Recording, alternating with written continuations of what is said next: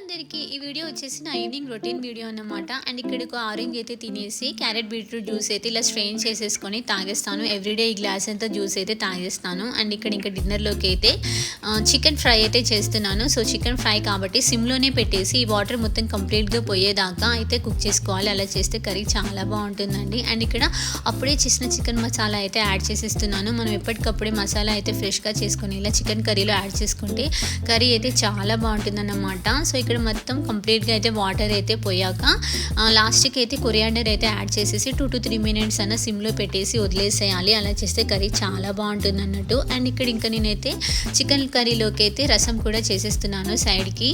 Next అయితే ఇక్కడ curry అయితే కుక్ అయిపోయింది అండి. ఇక మొత్తం కంప్లీట్గా వాటర్ అయితే పోయాక ఇట్లా టేస్ట్ అయితే చెక్ చేశాను. కర్రీ అయితే చాలా బాగుందన్నమాట. అండ్ ఇక్కడ డిన్నర్ కూడా చేసేస్తున్నాను అన్నట్టు. సో డిన్నర్ కంప్లీట్ అయిపోయాక నెక్స్ట్ డే మార్నింగ్ కోసం అనేసి అయితే ఇక పల్లీలు అయితే వేయించేసి పెట్టేస్తున్నాను. సో పల్లీల కలర్ చూడండి ఎలా ఉందో, పింకిష్ కలర్ లాగా.